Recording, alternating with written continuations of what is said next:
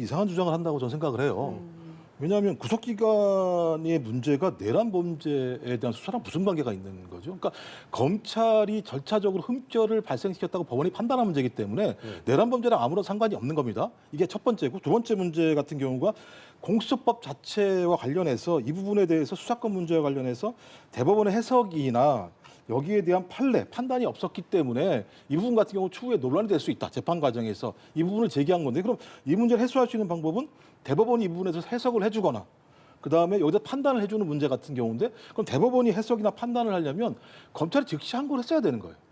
그렇지 않고서는 이 문제가 해결이 안 되는 건데 검찰이 즉시 항고를 하지 않은 상황이 벌어졌기 때문에 이 문제는 앞으로 재판 과정에서 해결될 문제이기 때문에 이 두 가지 문제는 지금 윤석열 대통령이 지금 진행하고 있는 내란 재판과는 하등의 상관이 없을 뿐만 아니라 헌재가 지금 진행하고 있는 것도 마찬가지인데요.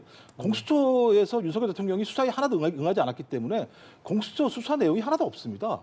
여기에 무슨 내용이냐? 대부분 검찰 수사 내용, 경찰 수사 내용밖에 없어요. 그리고 헌재에서 변론 과정에서 나왔던 진술 내용만 가지고 헌재가 소위 탄핵 심판이라고 얘기하는, 그러니까 비상계엄이라고 하는 행위가 위법하고 위헌적인 행위인가, 이 위법하고 위헌적인 행위가 대통령직을 수행할 수 없을 정도의 상황인가만 판단하는 문제이기 때문에 이게 이번에 벌어진 법원의 구속영장 구속 취소 신청 문제랑 헌재 판단이랑 어떤 결부가 되는지 잘 모르겠습니다만 저는 뭐 의도는 알겠습니다. 이렇게 함으로써 헌재 재판 과정에 영향을 미치려고 하는 건 알겠습니다만 내용상으로 제가 볼 때 하등의 관계가 없네요. 제가 짧게 반론을 해도 되겠습니까? 잠깐.